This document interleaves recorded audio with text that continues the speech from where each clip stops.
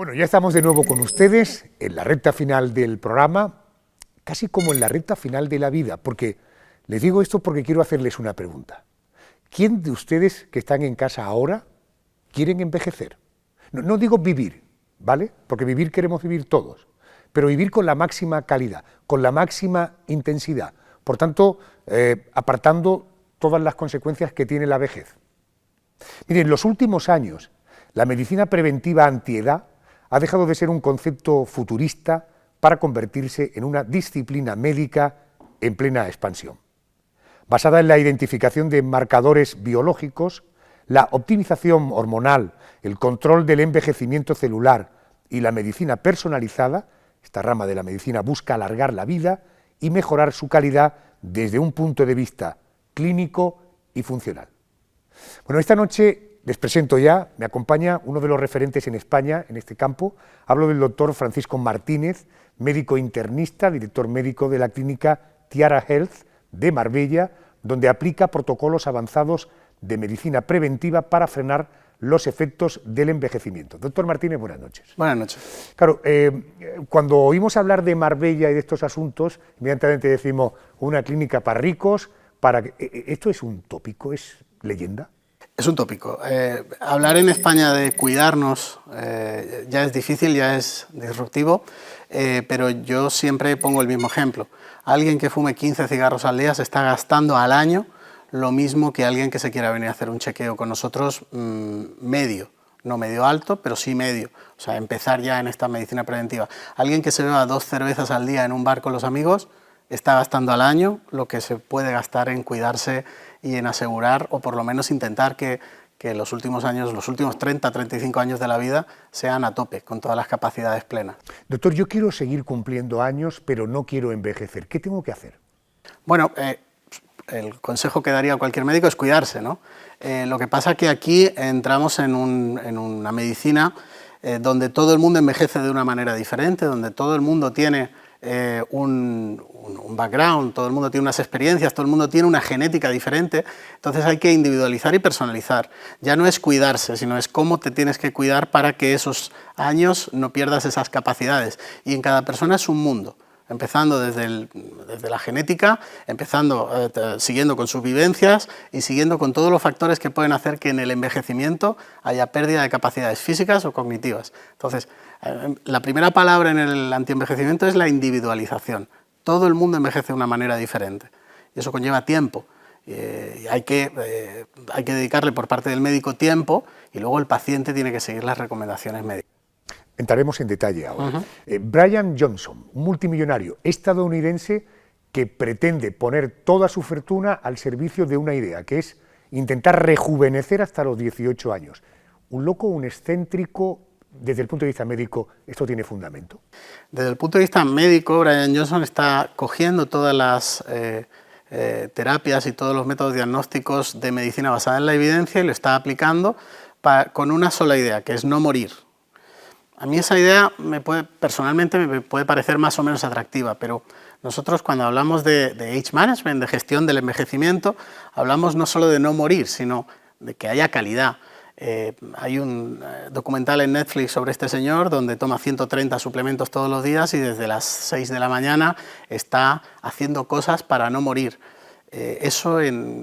Yo si fuera paciente mío le diría, bueno, es que estás todo el día, no te vas a morir, pero va a ser súper aburrido, porque no hace nada más, no ve a sus amigos, no socializa, no va al cine, no ve una película, no lee un libro. Entonces, probablemente tarde más en morir o no, que hay un componente genético que él de momento no puede controlar, pero desde luego él está haciendo todas las cosas que hay en medicina basada en la evidencia para no morir, olvidándose de disfrutar de los años de vida.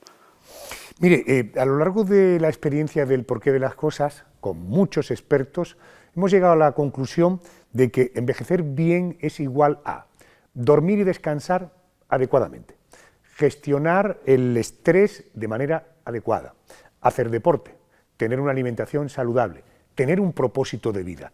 Con estos ingredientes, si los metemos en la coctelera, probablemente el envejecimiento va a ir mucho más lento. ¿Estamos de acuerdo? Absolutamente. Has mencionado todos los pilares del envejecimiento saludable, yo metería a lo mejor la medicina preventiva, que es la detección precoz de aquellas enfermedades cardiovasculares, oncológicas, que puedan poner en riesgo ese equilibrio, pero lo que has mencionado son los pilares del antienvejecimiento. Fíjese, yo soy un defensor de siempre de la medicina preventiva, pero hay muchas personas de mi círculo personal y que luego incluso en el ámbito profesional que dicen, ¿para qué anticipar un problema? Es un poco prehistórico este argumento, ¿no? La medicina preventiva, ¿para qué voy a anticipar un problema que voy a tener? Creo que no estamos hablando de lo mismo.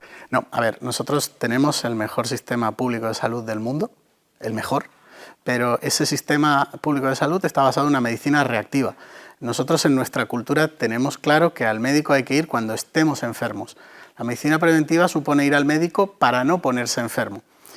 Hombre, yo por mi experiencia es mucho más divertido, sobre todo para el paciente, no ponerse enfermo, haciendo correcciones o quitando de en medio factores que en el futuro puedan tener una enfermedad, pero es que incluso la medicina reactiva ya ha empezado a hacer eso.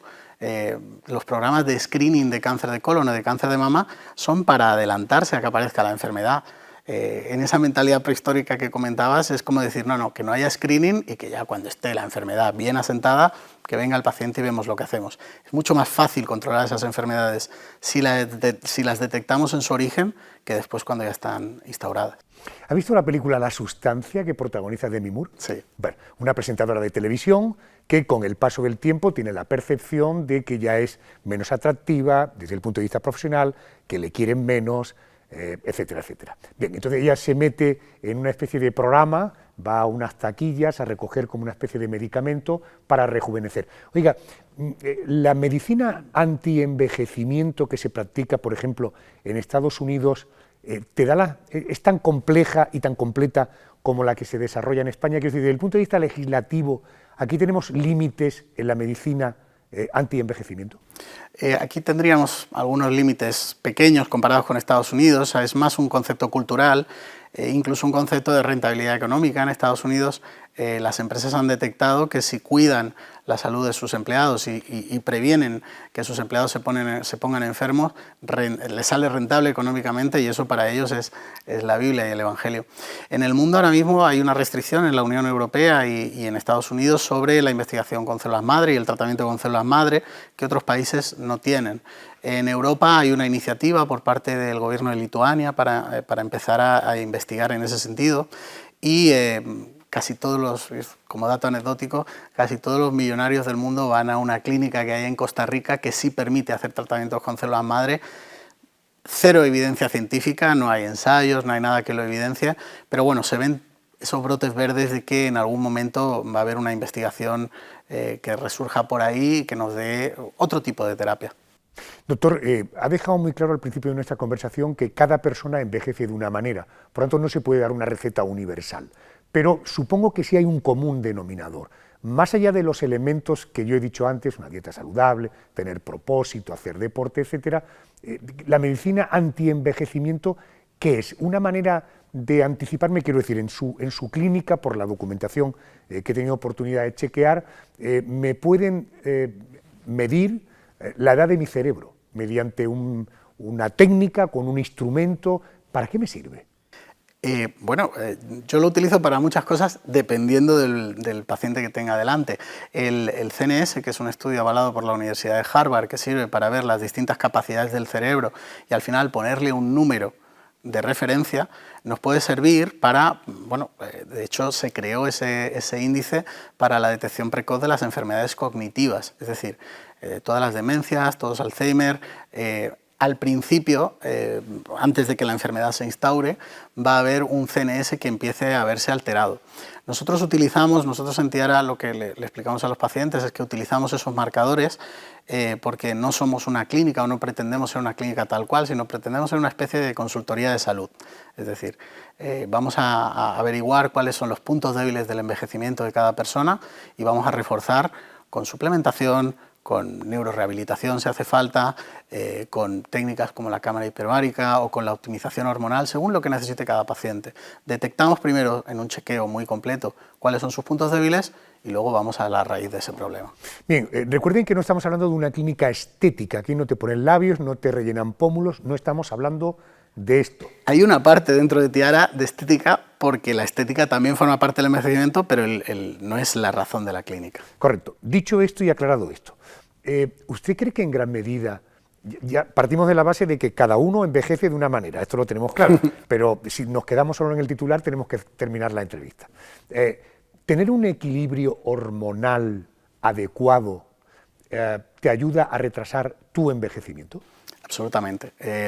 Uno de los mecanismos con los que la naturaleza nos quita de en medio una vez que cree que ya no estamos en una edad útil es disminuyendo nuestros niveles hormonales. Se considera que entre los 30 y los 35 años estamos en nuestro mejor momento de salud hormonal y a partir de ahí, tanto hombres como mujeres, de una manera diferente, comienzan un declive. En la mujer es un declive a partir de los 35 años a costa de dos hormonas que les dan muchísimo placer y gusto por la vida, como son la testosterona y la progesterona.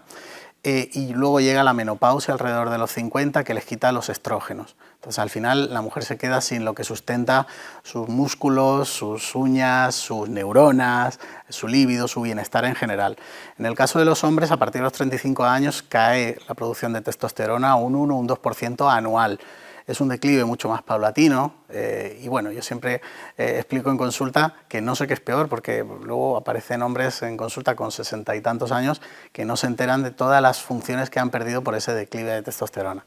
Porque claro, cuando pensamos en testosterona inmediatamente lo asociamos al sexo. A nadie se le ocurre pensar que un déficit en testosterona te puede generar un problema óseo, un problema muscular, un problema degenerativo, neuronal, que es decir, la testosterona es mucho más que la libido, ¿no? Correcto, la testosterona, igual que el estrógeno para la mujer, es parte de la personalidad que tiene un hombre, parte de las habilidades tanto cognitivas como físicas que tiene un hombre. Y te voy a poner un ejemplo. Se hizo un estudio en Estados Unidos en hombres mayores de 80 años, donde se vio signos iniciales de demencia y donde simplemente uno de los ítems era ¿nota usted que su padre o su marido está mucho más cascarrabias de lo habitual? Inmediatamente todo el mundo... La irritabilidad. Correcto. Se hicieron 2 brazos en ese estudio y en el brazo donde se trataba a los pacientes con testosterona, esa irritabilidad y ese mal genio, ese mal carácter, ese enrocarse en una idea que tienen muchas personas mayores, no es que desapareciera, pero se volvía muy suave comparado con el momento inicial. Porque suplementarse no es medicarse, ¿no? La suplementación son suplementos nutricionales y la medicación son medicación de la que compras en la farmacia. Sí, pero quiero decir, si yo me suplemento con testosterona, un día le vamos a dedicar una entrevista en profundidad al tema de las hormonas porque es muy interesante. Si yo me suplemento hormona, lo único que estoy poniendo es, supongo, una sustancia sintética que yo en este momento, sin estar suplementado, fabrico por mí mismo, ¿no? La fabrica y es una sustancia sintética pero bioidéntica. La estructura es idéntica a la que tiene, la que produce cualquier hombre. Por tanto, no es un medicamento. Es un medicamento, se considera un medicamento, claro que sí. Las hormonas, la suplementación hormonal, la terapia de reemplazo hormonal son medicamentos. ¿Suelen tener efectos secundarios potentes, adversos? Nosotros en nuestra formación como médicos, yo ya me formé hace muchos años, tenemos un referente que es la relación entre la testosterona y el cáncer de próstata. ¿De acuerdo? Lo que pasa es que todos los estudios que han salido a partir del año 2000 con el doctor Morgenthaler, que es el jefe de la unidad de urología de la Universidad de Harvard, van en el sentido contrario y hay muchísima controversia. Las sociedades americanas tanto de tratamiento de la menopausia como de la andropausia recomiendan la terapia de reemplazo con testosterona porque además la mortalidad global de la gente tratada, global por cualquier causa, de la gente tratada con esa terapia de reemplazo de testosterona es mucho menor que los que no están tratados. Prometo hablar de hormonas en algún programa en profundidad. Doctor, tenemos la imagen de millonarios que se van a clínicas, se sacan la sangre, se la limpian, se la vuelven a meter la sangre o incluso le sacan la sangre, le inyectan o le transfunden sangre de jóvenes. ¿Hay algo de cierto en esto? ¿Esto sirve para algo? No tiene ninguna evidencia científica, pero si miramos en la historia de la medicina, los señores feudales en la Edad Media dormían con chicas jóvenes porque aquello tenían la creencia de que las chicas jóvenes les iban a transfundir su juventud. Es decir, no es algo nuevo, no es una moda de ahora, sino es algo que tiene arraigo siglos atrás. No hay ninguna evidencia científica que lo avale. Es una idea muy simple, decir, bueno, pues cojo mi sangre, la paso por un filtro, quito todos los despojos y vamos para adentro. Pero ya solo el hecho de sacar la sangre y pasarla por ese filtro tiene otros riesgos. Desde que estamos empezando esta conversación, usted me ha insistido ya muchas veces en la evidencia científica. A mí me tranquiliza escucharle decir eso, porque todo lo que no sea evidencia científica es casi charlatanería. Sí, a ver, yo soy médico internista, somos los médicos, somos la especialidad más ortodoxa que existe. Y antes de hacer algo, antes, por ejemplo, cualquier aparato diagnóstico que hay en Tiara Health, antes de traerlo, lo hemos probado, lo hemos evaluado, hemos mirado qué tenía detrás, qué agencias, por ejemplo, si viene un aparato diagnóstico avalado por la FDA, que es la Agencia del Medicamento Americana, que son gente súper rígida para aprobar algo, pues al final te da como muchísimo más poder a la hora de hablar con el paciente. Me ha hablado antes de la cámara hiperbárica y yo, como buzo principiante, siempre he pensado que la única utilidad que tiene la cámara hiperbárica es que si no descomprimo adecuadamente me pueden llevar a la cámara y volver a un punto de presión que me permita seguir viviendo o no tener problemas de ictus o de infartos o de los líos. Pero sin embargo usted lo encaja dentro de terapias que tienen que ver con el antienvejecimiento. Por ejemplo, una persona va a esquiar, se rompe un ligamento, ¿la cámara hiperbárica está indicada para regenerar ese tendón? Sí, hay que dividir muy bien porque existen unos criterios, que son los criterios de medicina basada en la evidencia, criterios de Montpellier, acerca de los usos de la cámara hiperbárica, ¿de acuerdo? No está aprobado el uso de la cámara hiperbárica para sentirse mejor, aunque curiosamente toda la gente que entra para los usos de la cámara hiperbárica luego refiere a una mejoría de su estado general, pero no está dentro de los usos indicados. Sí está indicado en cualquier proceso de cicatrización. Básicamente estamos dándole a la sangre oxígeno a alta presión y eso en los procesos de cicatrización, tanto de úlceras externas como de procesos internos, como puede ser una rotura de ligamentos, está demostrado que aceleran la recuperación.